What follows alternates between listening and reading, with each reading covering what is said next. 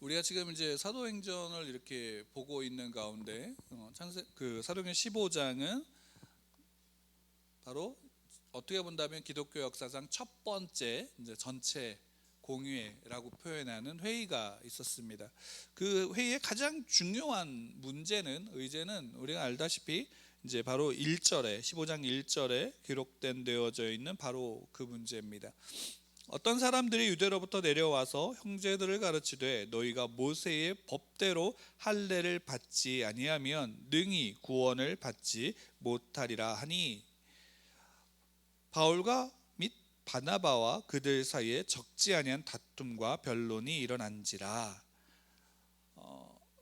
바울과 바나바가 이제 1차 전도 여행을 마치고 안디옥으로 돌아왔을 때 그 속에서 이제 전도 여행을 통해서 많은 사람들이 예수를 믿고 구원을 받는 은혜, 또 그 안에서 그 과정 속에서 있는 표적과 여러 가지 이적들이 드러났고, 그것을 말미암아 이제 파송했던 교회 와서 보고하고 그 기쁨을 누리고 있었습니다. 근데 이제 문제가 발생했죠. 그 문제는 뭐냐면 유대인들이, 여기 어떤 사람들은 아마 유대인들일 겁니다. 그 유대인들이 가서 이야기하는 겁니다. 이방인들에게 너희도 할례를 받고 율법을 행함으로 구원을 받으라라고 이야기를 하는 겁니다.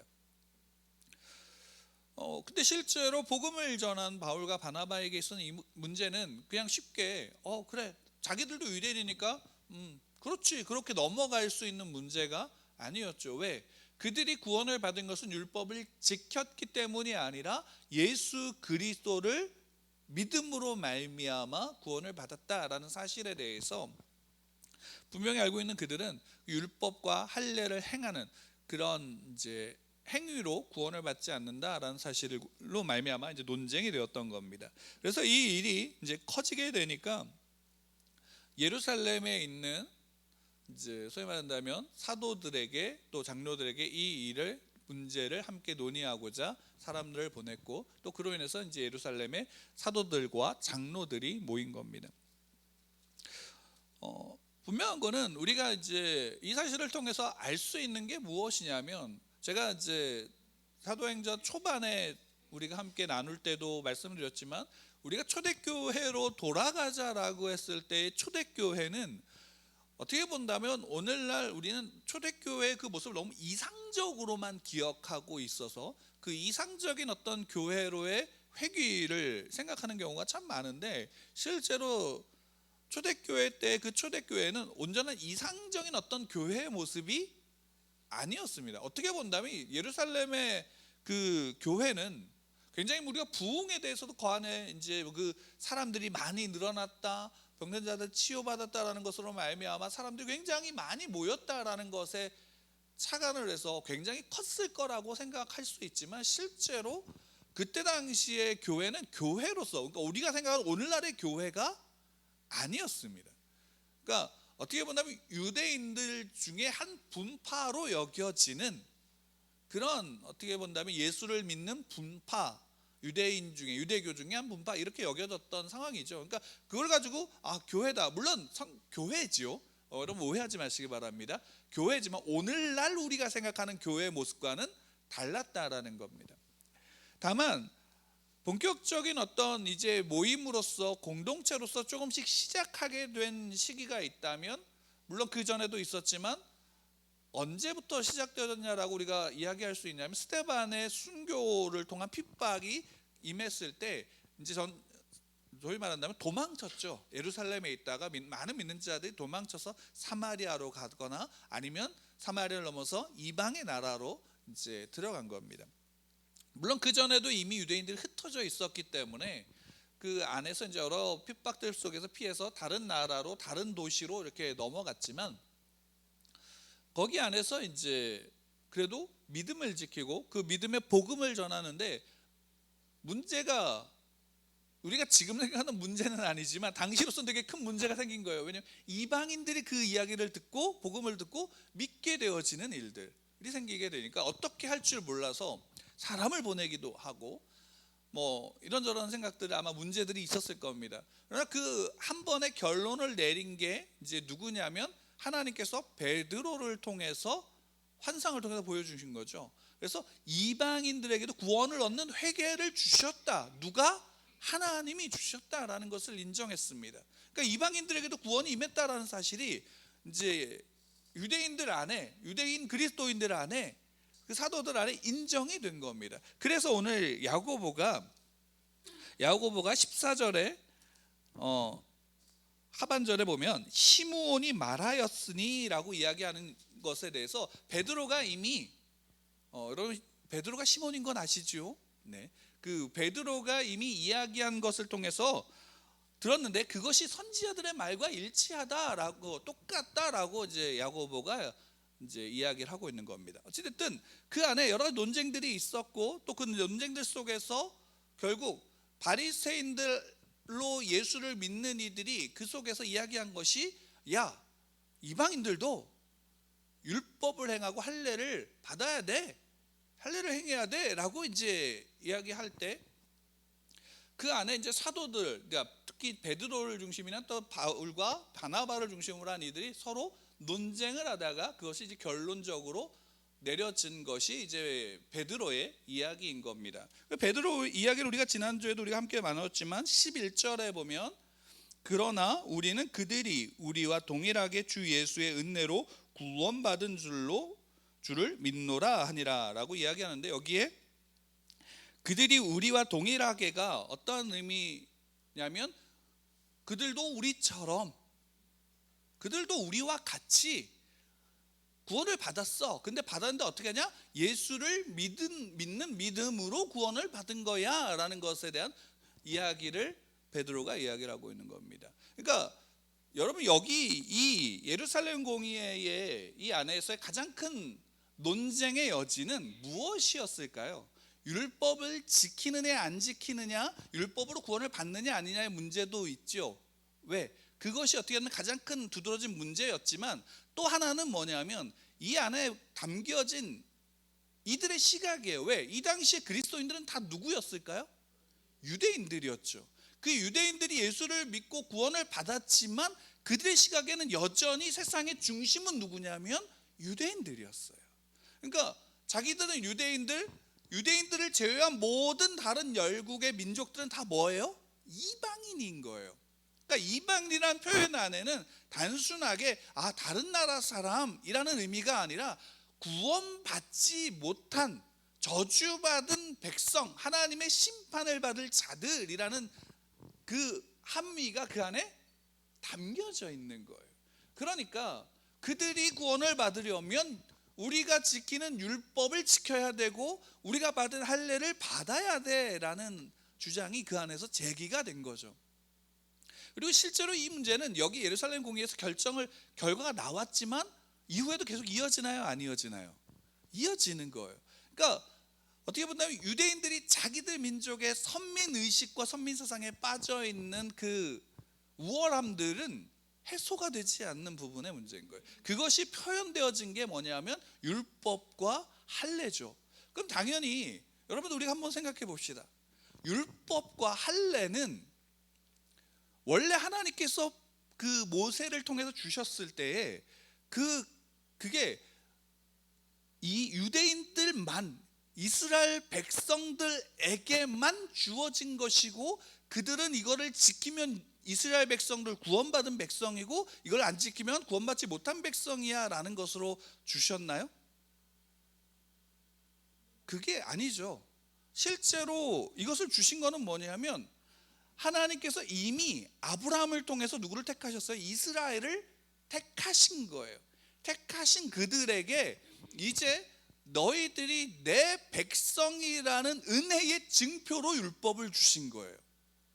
그러니까 율법의 가장 근본적인 건 뭐냐면 너희가 이거를 지키면 이스라엘 백성이고 안 지키면 이스라엘 백성이 아니야 라는 의미가 아니라 하나님의 백성이면 이것을 지켜야 돼 라는, 이것이 너와 나와의 관계 속에서 또 너와 이웃과의 관계 속에서 이 율법으로 말미암아 사람이 사람답게 서로를 존중하고 하나님 앞에 너희가 온전한 순종과 또 그 안에서의 하나님의 백성으로서의 기쁨을 누리라고 주신 거죠. 이것이 율법의 모습이고, 또 실제로 그 율법 속에서 우리는 누구를 보나요? 하나님의 은혜를 보는 거예요. 왜? 하나님과의 관계가, 이웃과의 관계가 그 안에 담겨져 있으니까. 근데 지금 신약으로 오면서 예수님께서 바리새인들을 책망하시고 유대인들에게 책망하실 때 그 율법에 대한 이야기들을 말씀하시죠. 근데 그 율법이 왜 예수님의 율법을 지키는 것을 책망하셨을까? 라고 한다면, 그때 그 율법은 원래 하나님이 모세에게 주신 그 율법의 가장 큰 본질을 잃어버린 거예요. 율법의 중심은 하나님이시죠. 하나님과 나와의 관계 속에서 하나님의 은혜를 주신 거예요. 그리고 그 율법은 또한 내가 중심이 되는 게 아니라 이웃이 중심이 되는 거예요. 이웃을 향한 사랑이 그 안에서 표현되어지는 거거든요. 그래서 예수님이 율법과 선지자의 강령이라고 주신 것이 뭐예요? 율법을 함축해서 요약해서 말씀하신 게 하나님을 사랑하고 내 이웃을 내 몸과 같이 사랑해라 라는 것이죠. 그게 율법이에요. 그러면 이때 당시에 율법을 지켜라는 그 행위로 구원을 받는다라는 것은 결국 무엇이 되냐면, 예수님은 이렇게 저는 개인적으로 표현하셨다고 보는데, 외식하는 거예요. 왜? 율법이 뭐가 되냐면 자기의 자랑이 되어지는 것이고, 자기를 증명하는 수단이 되어지는 거예요.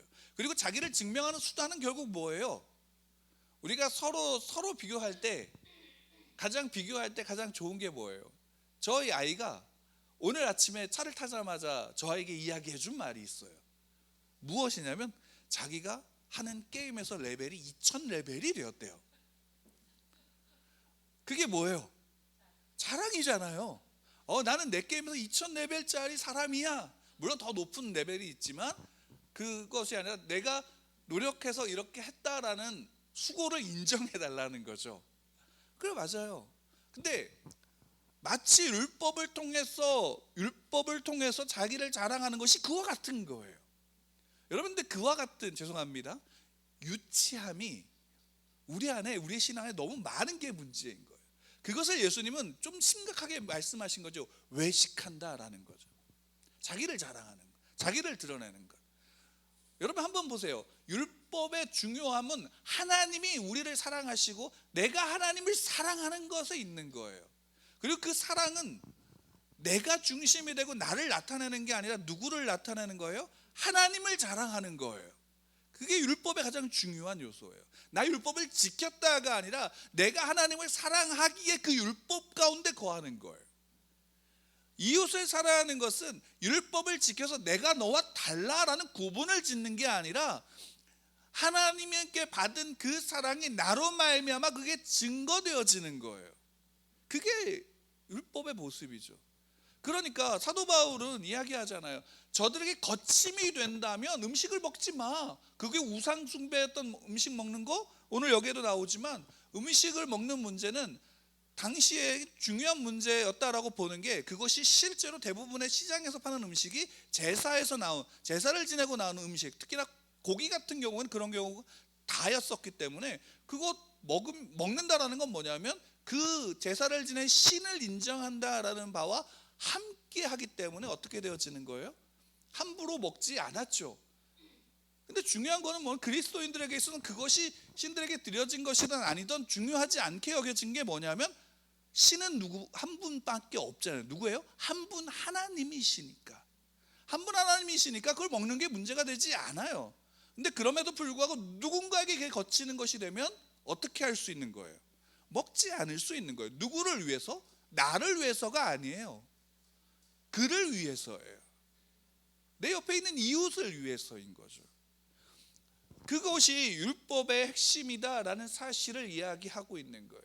그래서 그 안에서 율법으로 구원을 받는다, 너희들이 나처럼 율법으로 구원을 받아야 돼 라고 주장하는 그들의 주장과 가르침에 대해서 그 가치관과 세계관이 어떻게 되어지는 거예요? 이제는 변해야 된다라는 사실이 이 공의회를 통해서 나타나게 되어지는 거예요.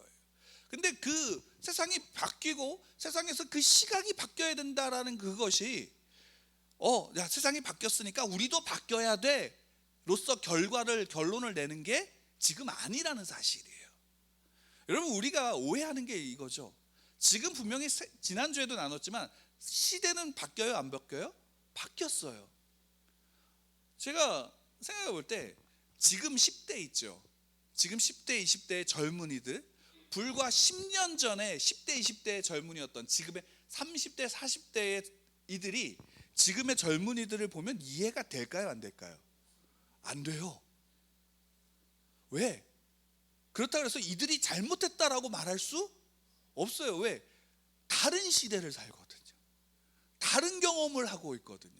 경험이 다른데 여기에서 야, 너 그거 잘못했다라고 말만 하면 그 사람은 뭐가 돼요? 오늘 젊은이들이 좋지 않은 표현으로 꼰대가 되는 거죠. 그 이유가 거기 있어요. 전혀 다른 경험을 인정하지 않으니까. 그러니까 그렇다고 해서 시대가 바뀌어 달라진 그들을 모두 다 수용해야 되느냐라고 한다면 그건 아니에요. 왜? 분명히 잘못된 가치가 그 안에 있어요, 없어요? 있기 때문에. 근데 그렇다고 그들의 모든 것들을 바꿀 수도 없어요. 그럼 중요한 게 뭘까요? 여기서 우리 기독교가 가지고 있는 가장 큰 고귀함이 뭔지 아세요? 고상함이? 변하지 않는 진리? 그렇죠. 변하지 않는 진리예요. 그 변하지 않는 진리가 어디에 있어요? 하나님의 말씀 가운데 있다라는 거예요. 그러니까 여러분, 예루살렘 공의회를 할 때 이 공의회에 소위 말한다면 의장이 누구였을 것 같으세요? 대제사장이 아니라 여기 기독교, 여기 예루살렘 공의회 이제 사도들과 장로들이 모였어요. 여기에 이때 이 회의를 주관하는 사람이 누구였을 것 같으세요? 베드로였을까요? 우리가 쉽게는 이제 베드로가 수제자니까 그렇게 생각할 수 있지만 실제로 여기에서 결론을 내는 사람은 누구냐면 야고보예요. 이 야고보가 누구냐면 예수님의 동생 야고보인 거예요. 왜냐하면 그 이전에 다른 야고보는 어떻게 됐어요? 첫 번째 순교로 당했기 때문에 그 다음 이제 예수님의 동생이었던 야고보예요. 근데 이 야고보가 결론을 내리는데, 결론을 내리면서 뭘 이야기하냐면 15절에 보면 선지자들의 말씀이 이와 일치하도다. 누가 얘기한 게? 시몬이 얘기한 게 이와 같아. 그러면서 인용한 게 아모스 선지자 그 아모스서 9장 11절 12절 말씀을 인용하고 있는 거예요. 그래서 16절 17절 18절에 그것을 인용하는데 함께 같이 좀 읽어보도록 하겠습니다. 같이 읽겠습니다. 시작. 이후에 내가 돌아와서 다윗의 무너진 장막을 다시 지으며 또 그 허물어진 것을 다시 지어 일으키리니 이는 그 남은 사람들과 내 이름으로 일컬음을 받는 모든 이방인들로 주를 찾게 하려 함이라 하셨으니 즉 예로부터 이것을 알게 하시는 주의 말씀이 함과 같으니라. 그러니까 아모스 선지자가 이야기한 그 아모스서 9장 11절 12절 말씀을 인용하면서 조금 바뀌었어요. 원래 아모스서에서는 어떻게 이야기를 하고 있느냐면 11절 12절 제가 읽어드리면 그날에 내가 다윗의 무너진 장막을 일으키고 그것들의 틈을 막으며 그 허물어진 것을 일으켜서 옛적과 같이 세우고 그들의 에돔의 남은 자와 내 이름으로 일컫는 만국의 기업을 얻게 하리라. 이 일을 행하시는 여호와의 말씀이니라 라고 아모스 선지자는 이야기했어요. 그러니까 지금 여기 야고보가 이야기한 것과는 조금 다른데 그것은 뭐냐면 해석을 조금 그 안에 덧붙인 거예요. 실제로 아모스 선지자가 활동했던 시기가 언제냐면 북왕국 남유다 북왕국이 분열되어졌을 때 남유다의 왕은 우시야 왕이었고 이제 북이스라엘의 왕은 여로보암 2세의 이제 치하에 있었어요. 근데 중요한 건 뭐냐면 이 아모스는 이 여로보암 2세의 북이스라엘 사람이에요. 거기에서 활동을 했어요. 근데 이 사람은 그렇다고 해서 교육을 받았던 특별하게 선지자 훈련을 체계적으로 받았던 사람이 아니라 우리가 이제 소위 말하는 오늘날 농부였어요. 뽕을 치고 뽕나무를 치고 그 다음에 양을 치는, 그래서 목자 일도 하고 농업도 했던 사람이었어요. 근데 어느 날 하나님의 계시를 받고 그 북이스라엘을 향한 하나님의 말씀을 전하는 거예요. 근데 그 당시에 여로보암 2세 때의 그 북이스라엘 상황이 어땠냐면 지금으로 얘기한다면 우리나라로 비유한다면 그 발해라고 할 수 있어요. 발해. 옛날에 그 발해가 쉽게 말하면 북쪽의 북방에 광개토 대왕의 영토를 대부분 다 수복해 갖고 굉장한 번영을 이루었죠. 그때 당시에 발해라고 보시면 돼요. 근데 그러니까 여로보암 2세 때 다메섹까지 영토를 확장시키고 굉장히 강력한 통치의 지도자로서 어떻게 되냐면 그 나라를 번성케 했어요. 그러니까 오늘날의 판단으로 기준으로 본다면 이 광개토 대왕 죄송합니다. 여로보암 2세는 굉장한 성군이죠. 나라를 잘 살게 했고 부강하게 만들었어요. 우리가 광개토 대왕을 훌륭한 왕이다라고 이야기하는 것은 뭐예요? 그가 북방으로 그 영토를 굉장히 넓게 확장을 시켰기 때문이죠. 그러니까 우리나라에 지금 광개토 대왕은 영웅이에요. 쉽게 말한다면. 근데 이때 당시에도 여로보암이 그런 왕이었단 말이에요. 근데 그럼에도 불구하고 아모스 선지자는 뭘 이야기하냐면 그때 당시에 그 여로보암 2세 시대에 이스라엘의 심판을 이야기하는 거예요. 누구의? 하나님의 심판을. 그러니까 성경에서는 여로보암 2세, 우리가 이제 보통 여로보암 2세를 볼 때 악한 왕이라고 성경에서 기록되어져 있기 때문에 악한 왕, 통치를 잘 못한 왕, 죄송합니다, 찌질한 왕, 이런 식으로 표현할 수가 있는데 실제로는 그렇지 않았다라는 거예요. 오히려 그때 당시 여로보암 2세가 너무 강했고 너무나도 강한 국력을 가졌기 때문에 많은 옆에 주변국들이 그것 때문에 그 안에 이제 조공을 바치기도 했었어요. 근데 그런 시대에 아모스 선지자가 심판하는 심판을 이야기하는 거예요. 그리고 그 근거가 뭐냐면 우리가 이제 아모스서 8장 11절에 보면 말씀하는 게 뭐냐면 주 여호와의 말씀이니라 보라 날이 이를지라 내가 기근을 땅에 보내리니 양식이 없어 주림이 아니요 물이 없어 가람이 아니요 여호와의 말씀을 듣지 못한 기갈이라. 그러니까 북이스라엘에 여호와의 말씀이 말씀으로부터 들려지지 않았다라는 거예요. 제사가 없었을까요? 분명히 제사가 있었어요. 그리고 그 안에서 제사장들이 있었고 그 제사를 드렸고 하나님의 율법의 가르침들이 모르겠어요. 어떻게 되는지 모르지만 적어도 하나님을 믿는다라는 사람들이 있었고 그들의 제사, 그들이 하나님께 드린 제사가 있었어요. 근데 그럼에도 불구하고 그 나라의 번성과 번영 속에서 하나님은 판단하시고 하나님 말씀하신 게 뭐냐면 이 땅이 물이 없어서 갈증 가운데 서덕이고 있고 먹을 것이 없어서 아주 주림 배고픔 가운데 있어. 근데 그것이 진짜로 쌀이 없거나 진짜로 물이 없어서가 아니라 여호와의 말씀이 이 땅에 들려지지 않은 기갈과 갈증과 배고픔의 그 현장이 바로 지금의 이 시대야 라고 아모스 선지자는 이야기를 하는 거예요.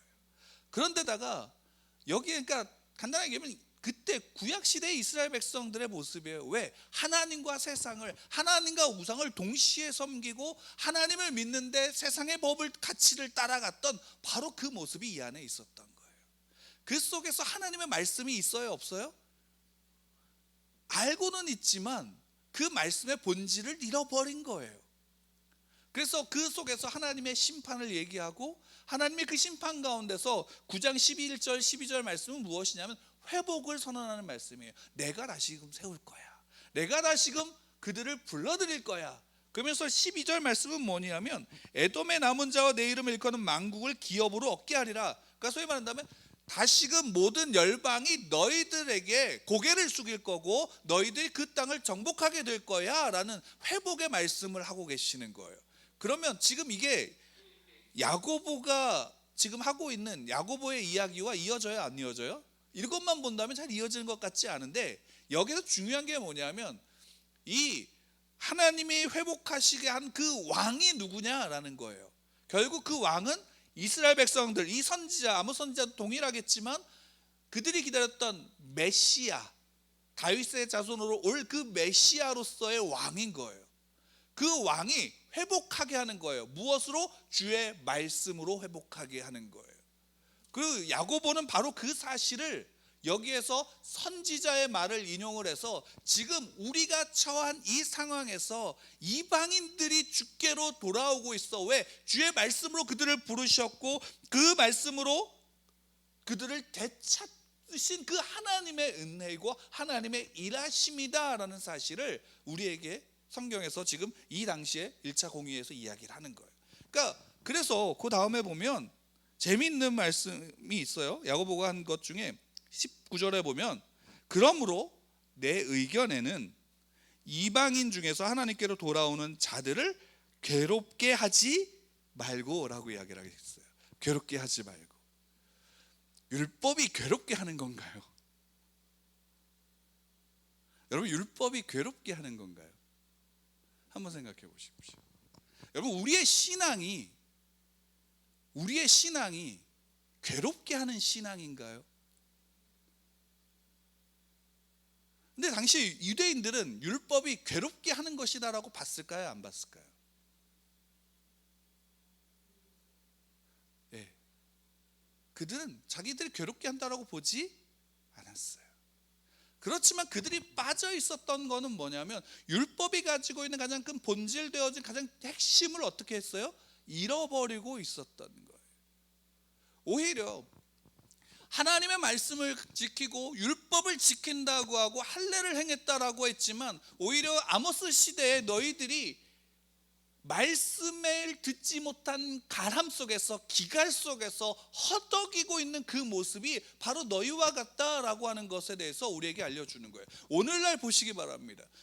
우리 기독교 안에 우리의 신앙 가운데서 우리가 정말로 하나님의 말씀을 가지고 말씀으로 말미암아 우리의 신앙이 세워져 있고 그 말씀의 가치가 우리 안에 새겨져서 실제로 우리의 삶이 그 말씀으로 말미암아 살아가고 있는 그리스도인인가에 대한 생각을 우리 안에서 하고 있는가라고 본다면 잘 모르겠어요. 왜냐하면 그렇다면 적어도 오늘날 우리의 예배와 우리의 교회 안에 우리의 성도들의 모습 속에서 적어도 뭐가 있어야 되냐면 질문이 있어야 되거든요. 세상의 사람들은 세상의 가치를 가지고 세상의 기준을 가지고 나는 이렇게 살고 이것이 있어야지 내가 살 수 있어 라고 쫓아가는 그들의 모습 속에서도 그것 속에서도 질문이 있어요, 없어요? 그들의 삶 속에서도 질문이 있어요. 근데 어찌 우리는 주의 말씀을 가지고 말씀으로 말미암아 살아간다고 하는데 이 말씀이 내 삶 가운데서 어떻게 살아야 되는지에 대한 질문이 우리에게 내게 없다면 그러면 우리는 그 속에서 뭘 쫓아가는 거예요? 신앙은 신앙대로 세상에선 세상대로 쫓아가고 있는 이중적인 신앙의 모습밖에 우리 안에 없는 거예요. 그 대표적인 모습의 분열이 어디에 있냐면 고린도서에서 나타나요. 고린도서에서의 분열은 외부에서의 문제가 아니라 내부 안에서의 분열과 다툼과 그 속에서의 서로의 모습의 문제인 거예요. 여러분, 하나님의 말씀이 율법이 우리 안에서 무엇을 이야기하고 있을까요? 먼저는 하나님을 사랑하라는 거예요. 그리고 그 하나님을 사랑한다면 내 이웃을 내 몸과 같이 어떻게 하라는 거예요? 사랑하라는 거예요. 여러분 보십시오. 내가 하나님을 사랑하는 것은 하나님의 사랑을 내가 받았기 때문에 하나님을 사랑할 수 있는 거예요. 하나님은 우리를 향해서 끊임없이 우리를 사랑하시죠. 우리가 지은 모든 죄를 용서하셨어요, 안 하셨어요? 하셨잖아요. 우리가 하나님을 대적하고 우리가 하나님 앞에서 반기를 들고 하나님의 등에 칼을 꽂으려고 했던 우리를 바라보시면서 하나님은 어떻게 하셨어요? 그래, 내가 너희를 살리기 위해서 내가 친히 그 칼에 찔려서 피를 흘리고 그 피와 그 생명으로 너희들을 샀다라고 말씀하시잖아요. 그래서 로마서에서는 분명히 사도 바울이 이야기하는 거 뭐예요? 그 믿음의 이방인이든 유대인이든 누구든 그 구원엔 차별이 없다라고 말씀하시는 거예요. 왜? 모든 사람이 죄를 범하여 하나님의 영광에 이르지 못한 존재니까. 그게 유대인이어도 이방인이어도 상관이 없다라는 거예요. 지금 우리를 구원하신 구원의 예수 그리스도의 그 은혜와 하나님 아버지의 그 사랑하심은 여러분들을 향해서 변하지 않는 사랑으로 계속적으로 흘려보내고 있는 거예요. 예수님의 온전한 순종은 그래서 우리의 의가 되는 거예요. 왜? 그 예수 그리스도의 온전한 순종하심이 우리의 의가 됨으로 하나님이 우리를 어떻게 받으시는 거예요? 예수 그리스도를 통해서 그분처럼 우리를 받아주시는 거예요. 그래서 예수님께서 우리에게 오셔서 행하신 게 뭐예요? 지난주 저를 가르쳤던 교수님이 설교하신 설교 중에 기도에 관한 설교를 하셨는데, 예수님이 누가복음을 통해서 끊임없이 기도하셨던 모습들을 계속해서 말씀하셨어요. 감동이 되었던 게 뭐냐면, 저는 그 설교를 들으면서 생각했던 게 뭐냐면, 예수님조차도 당신의 살아가심 속에서의 모든 순간의 기준을 자기가 정하지 않으셨다라는 거예요. 기도하셨다는 것은 그 기준이 누구에게 있다라는 거예요? 하나님께 있다라는 사실이었어요. 그리고 끊임없이 그 기도 속에서 세상을 향해서 하나님의 사랑을 흘려보내신 거예요. 자신이 높아지시려고 하신 것이 아니라 오히려 비천한 우리를 더 높게 여기시고 그러한 섬김과 사랑을 표현해 주셨던 거잖아요. 지금도 하나님은 동일하게 우리 가운데 그 은혜와 사랑을 보내시고 계신다라는 거예요. 그래서 지금이 말씀을 어떻게 해야 되는 거예요? 지금이 그 말씀 앞에 우리가 서지 않으면 우리의 삶은, 신앙인의 올바른 삶은 있을 수가 없는 거예요.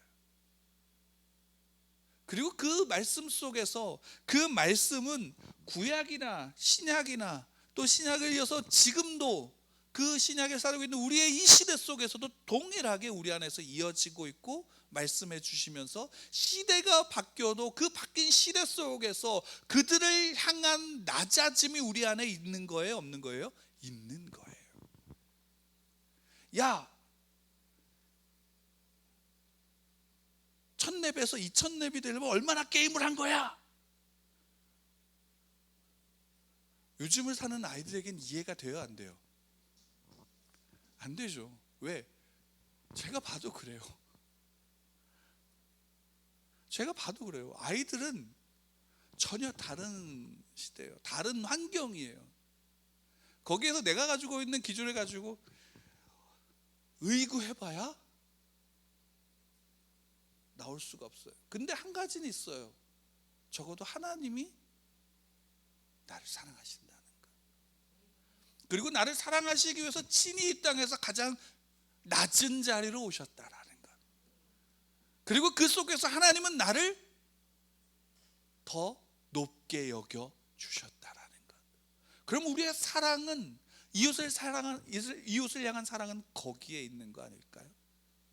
우리가 어른이 없는 시대에 살고 있다라고 얘기할 때, 그럼 이 시대에 필요한 어른은 어디 있을까?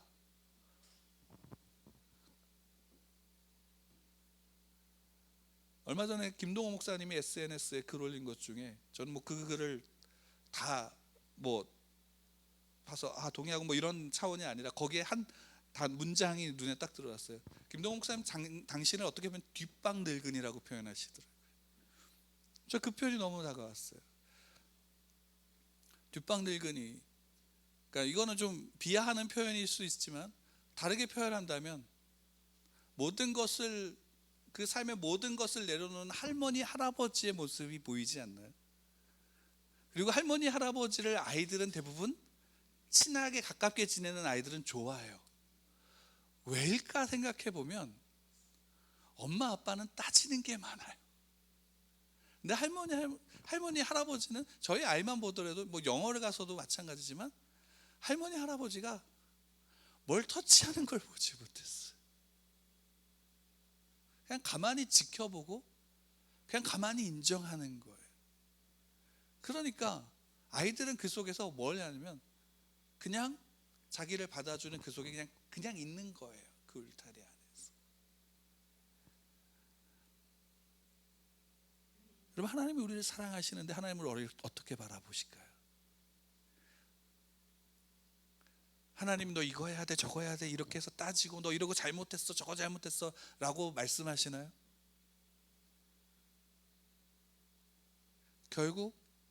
결국 사랑을 받은 아이들은 잘못되지 않아요. 사랑을 받은 아이들은 결국 그 사랑을 받은 자리로 다시금 돌아옵니다. 우리는 하나님의 사랑을 받은 존재들이에요. 2021년 작년부터 코로나가 이어지고 2021년 그 코로나에서 좀 살만해지는가 보다 싶을 때 오히려 더 심각해지는 상황 가운데 몰렸을 때 여러분 올 한 해 여러분들은 사랑받고 사셨습니다. 세상은 어떻게 이야기할지 모르겠습니다.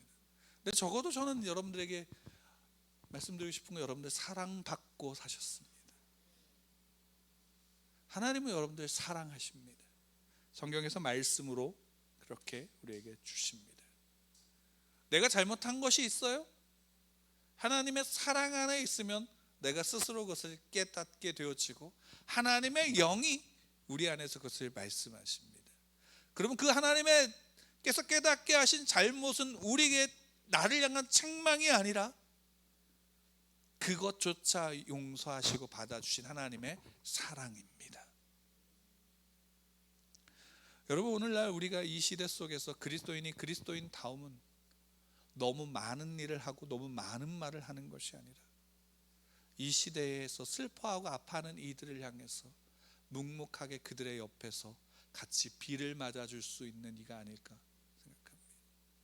그리고 그러한 변화가 우리 안에서 초대교회도 그러한 변화 속에서 이제 자신들의 민족관을 넘어서 자신들의 가치관을 넘어서 하나님의 생각과 가치관으로 자신들을 맞춰 나가는 모습이 15장에 담겨져 있는 모습입니다.